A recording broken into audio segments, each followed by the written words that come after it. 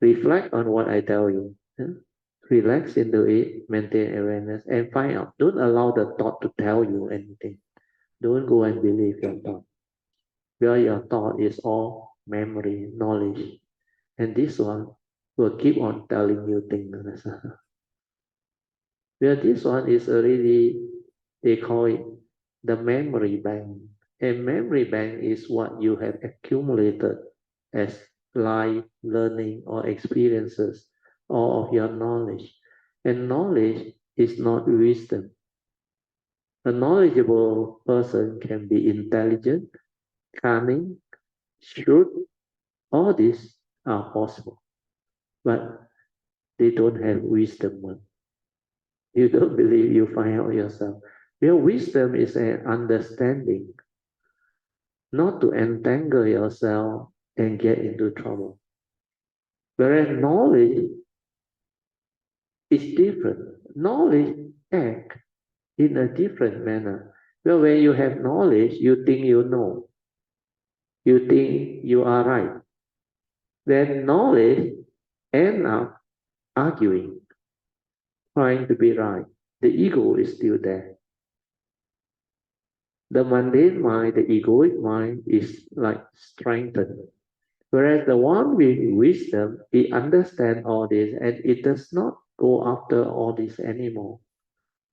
It is in a state of relaxed inner awareness that it can accord and flow, that it can see things as they are, it can accept the reality of the moment, that it will know how to act. Act with what? Wisdom, not memory. Means the Dhamma way. He will apply Noble Eightfold Path. Right view leading to right thought, right speech, right action. No more of those heedless reaction and stirring of mind. The mind is seldom or hardly agitated. That is wisdom. Knowledge cannot. Knowledge, like you very good, you're very intelligent, very smart, you have a lot of knowledge, and you think this is understanding. No, that's why knowledge bind, the Buddha says. Knowledge can create attachment, can create conflict, argument, misunderstanding. Because with knowledge, you tend to develop the ego to be right, understand? To be more superior, better, and all this. So meditation, awareness base is to allow you to have the awareness to see yourself in action in life.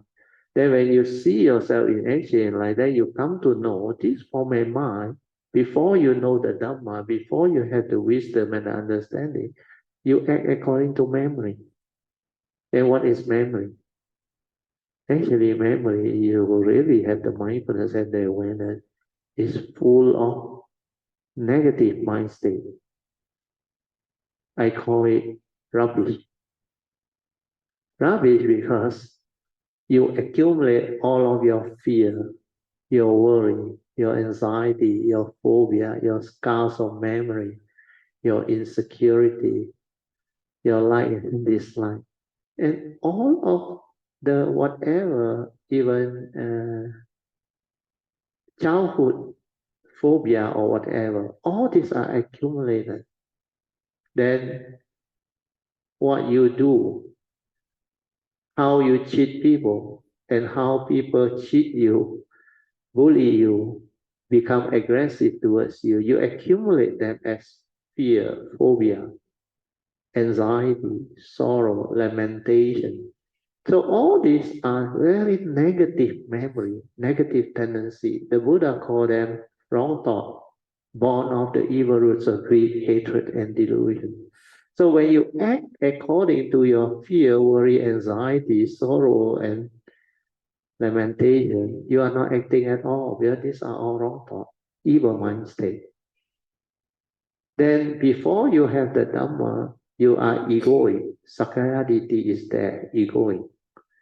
So the egoic mind always has selfishness, has craving, desire,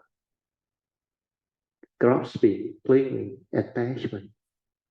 So you act according to all this mind state, which are not wisdom or understanding, then you entangle yourself in line, because karmic is you reap what you sow. Do good begets good, do evil begets evil.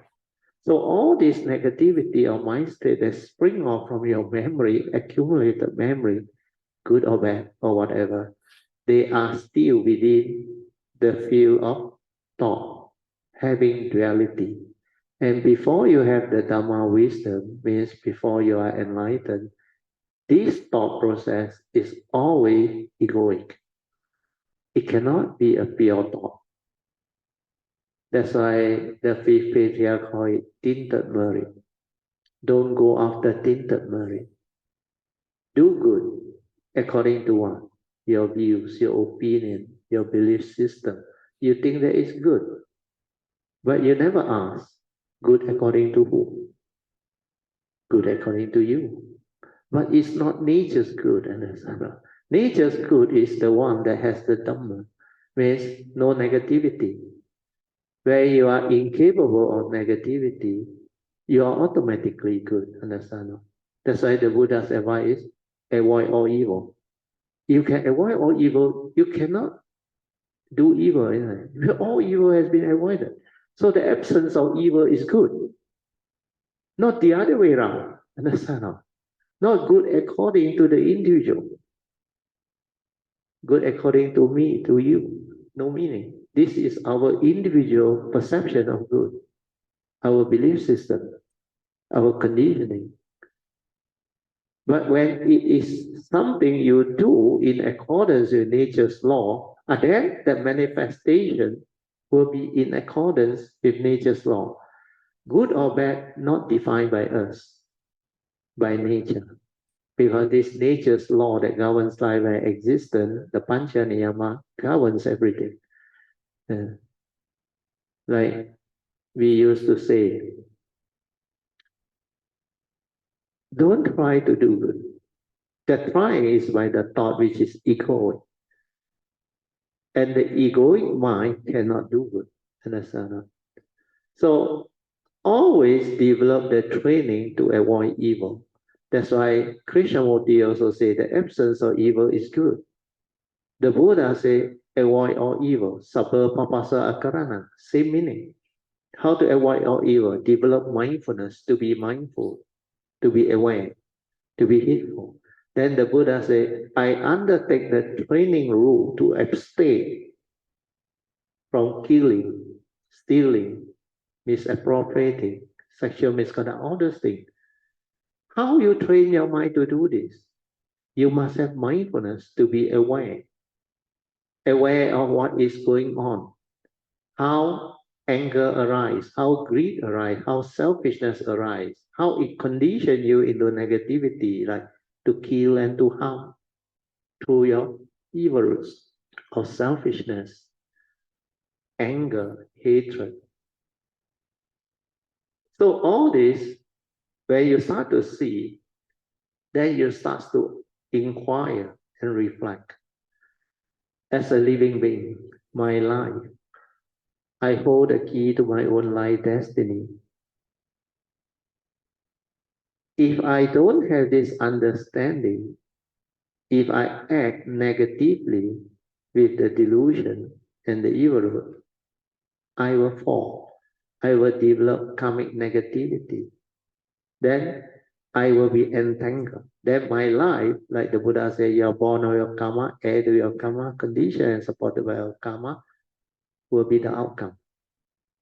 And in the teaching, Dhammapada verse 1 and 2, the Buddha said it very clearly. He said, our mind is the forerunner of all things. Mind is she. Where mind arises, all things arise. Both verse 1 and 2 say, if you know this, he said, if you act, speak, and think with a heedless mind that has the evil roots of greed, hatred, and delusion, what will happen to you? Suffering will follow you. Like the wheel that follow the ox of the cart. You don't have to believe the Buddha. You go and find out. You act, speak, and think with a heedless mind, with the evil roots. Means you don't train yourself to be mindful, to be aware, and you don't train yourself to understand what constitutes evil, then how come it conditions negativity of karma, evil deeds that brings about evil effect? Then how it conditions the individual suffering. So all this is very clear. Then the Buddha under Dhammapada verse 2, he say the same thing. Mind is a forerunner of all things. Mind is chief. When mind arises, all things arise. Therefore, take care of mind.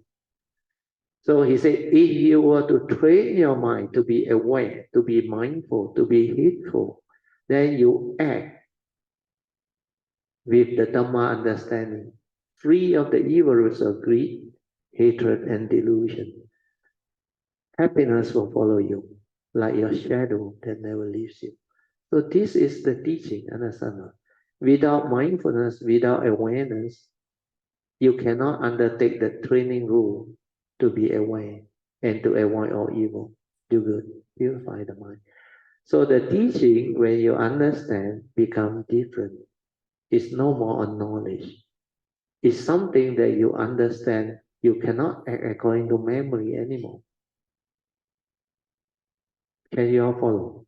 This part is not easy to understand because since birth until now, most of you without the Dhamma understanding, before you awaken, your only instrument to act is your thought, and it's always at the memory. You don't believe me, you check. You are always up here. And you know, my last guide said, when you are here, before you become enlightened, that is hell. You are in hell, creating all the heedless thinking, the evil roots and everything. You may have some form of goodness or wholesomeness, but these are tinted merit, not pure merit. Pure merit means free of all the evil roots of greed, hatred, and delusion. So maybe through your knowledge, you have Dhamma knowledge, where you say, I must keep my precept. I cannot cheat, I cannot kill. Okay. But there is knowledge, understand? You don't see it in the meditation, in the awareness. You didn't observe the nature's law of karma, how it hit back and how it condition living being to suffer. So based on knowledge, you act. Or people say, donate, be generous, meritorious, no denial. Yes, meritorious. But what is your mind state? The ego is still there, you understand? No? That's why it's called tinted merit. It's merit, but with sakayaditi, understand? No? You do good because people say so from you. Yeah. Then you use your intelligence, your knowledge, your thought, and act. And, so you act not according to wisdom. You act because you say, this will benefit me. You understand? Yeah. I receive good merits. Understand? That I receive good merit is like the emperor at that time. When Bodhidharma was there, he said he donated the temple, the monk, the translation, everything. He said, how much merit have I developed? He expect Bodhidharma say, oh, okay, or emperor, you have developed a lot of merit. You know, Bodhidharma replied, 0. The emperor was so unhappy, but he cannot say out because Bodhidharma was a patriarch, a very wise being. You know why he say that? Well, later on he checked with another monk who understands. He said, yeah, he is right. Well, to him as an enlightened being, what is true merit, pure merit? It's the absence of 3 evil roots of greed, hatred, and delusion. You do all this thinking that you will receive a lot of merit means what? It's tinted because the ego is there. You think you do, this merit accrue to you. That sakaditi, that self, actually make the merit less wholesome. That's why they call it tinted with the ego inside there. So tinted merit will always be there when you are not enlightened. But when you awaken, become enlightened, your merit is pure merit. Then this brings me to one point that I want you to understand. If you do awareness-based meditation, do you know if you can even stabilize it and have one moment of pure awareness without thought? That is a pure mind, a pure thought without the evil roots of greed, hatred, and delusion. And that pure consciousness and thought, it is way beyond all of your tinted merits that you have done maybe for hundreds and hundreds of lives. Cannot compare to one pure thought of a cultivator. Do you understand?